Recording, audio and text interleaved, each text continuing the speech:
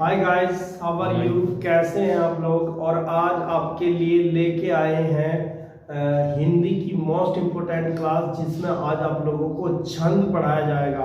आज छंद के बारे में आप लोगों को बताया जाएगा कि छंद क्या है। तो आप लोग इस क्लास को बहुत बढ़िया तरीके से देखना और दूसरों को भी शेयर करना।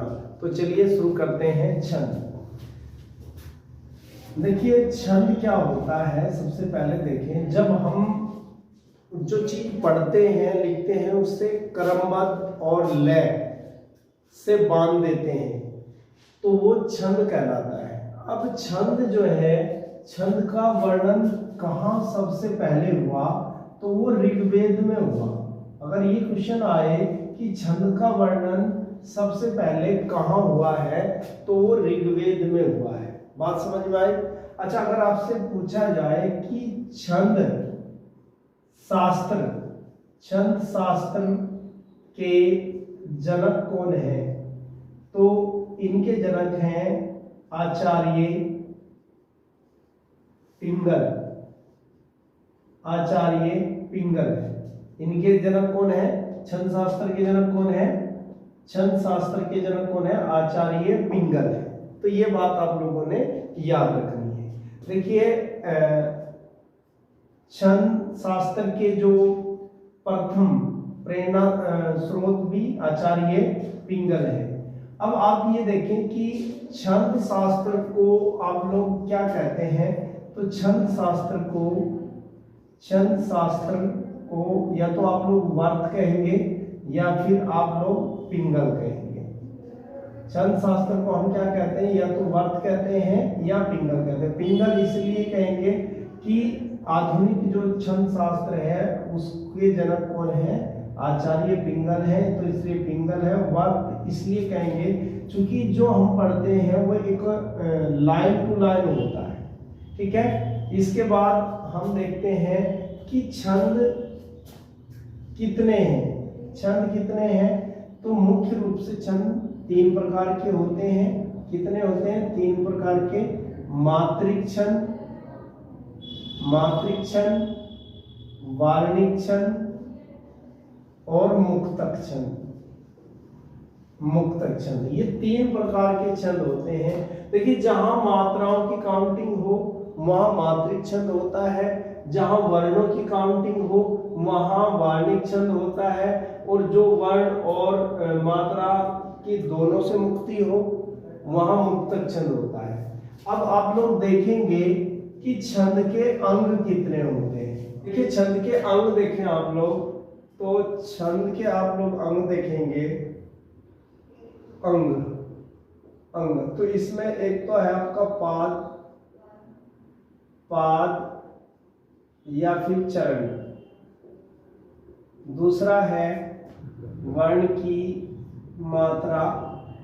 देखिए वर्ण की मात्रा होगी, पाद या चरण हो गया, वर्ण की मात्रा होगी, और संख्या क्रम हो गया, और इसके बाद गण, और फिर यति, और फिर गति। ये आप लोगों की हो गई। देखिए छंद के जो अंग है वो 6 हैं। छंद के अंग कितने हैं? 6 हैं। और पहला है पाद या चरण, फिर वर्ण की मात्रा, संख्या क्रम, गण, यति और गति। देखो गति होता है चलना। गति क्या होता है? चलना। और यति होता है रुकना। और गण इसमें 8 होते हैं। कितने होते हैं? गण इसमें 8 होते हैं। गण 8 है। ये गण, ये गण, मगण, तगण, रगण, जगन, भगन, लगन और सगन। तो भाई याद रखने का चर्चा भी याद रख लीजिए आप लोग। यगन, मगन, तगन, रगन, जगन, भगन, लगन, सगन। ठीक है भाई। देखिए इसमें इसकी जो मात्राएं हैं वो आप लोग देखेंगे। ये यगन है। अब यगन में आप लोग देखेंगे, इसमें जो होता है एक लघु होता है और दो गुरु होते हैं। एक लघु होता है और दो गुरु होते हैं। तो ये आपने पहचान करनी है। अब इसका पहचान करने का तरीका आप लोग को मैं समझाता हूँ। आप यहाँ देखिए आप लोग, ये जो एक वाक्य लिखा है मैंने, या माता राजभा भानस सलगा। अब इसमें यगन देखेंगे तो यह से यगन, यहाँ तक ये यगन हो जाएगा। यानी जिस शब्द में एक लघु दो गुरु होगा वो यगन होगा। ठीक, तो यह माता हो जाएगी, यह माता, यानी एक लघु दो गुरु। अब मगर में देखें तो मैं माता रा, यहां तक हो जाएगा।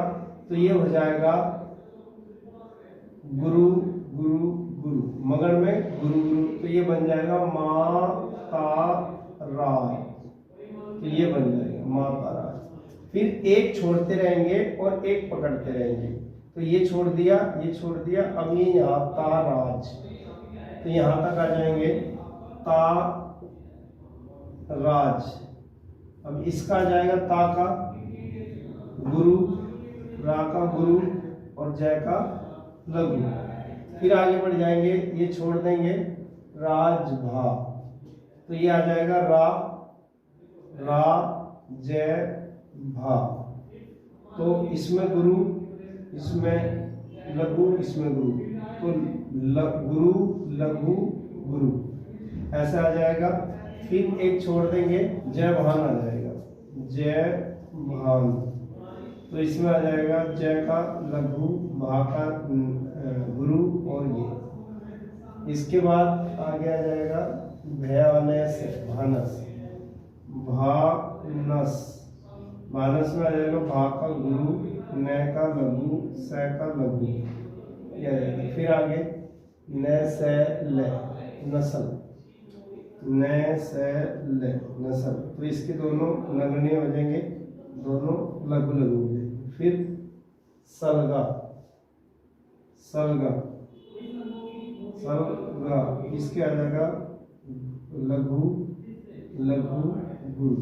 तो ये आ जाएगा।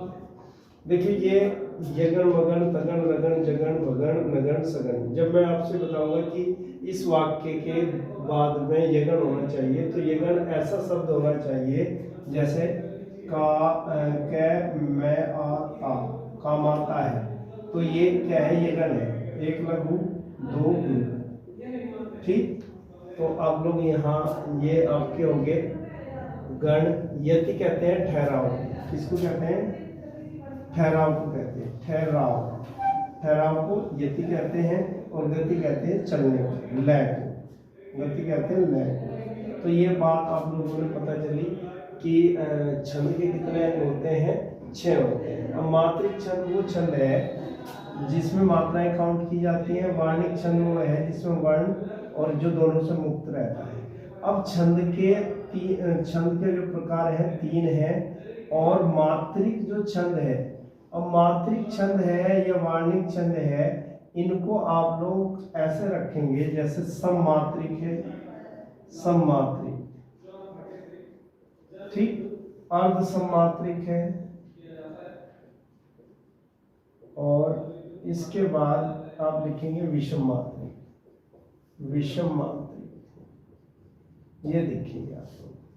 तो सममात्रिक छंद वो छंद होते हैं जिसकी छंद की सभी मात्राएं समान होती हैं, यानी प्रत्येक चरण में मात्राएं समान होती हैं, सममात्रिक छंद है। और जिसके आधे चरणों में समान मात्राएं होती हैं, अर्ध सममात्रिक है। और जिसके किसी भी उसमें समान नहीं होती, विषम मात्रिक है। तो सममात्रिक छंद कौन कौन से होते हैं ये आप लोग हम लोग देखेंगे। जैसे चौपाई है, चौपाई, चौपाई में कौन सा है, सममात्रिक छंद है। इसके बाद कौन सा, गीतिका, हरि गीतिका, हरि गीतिका।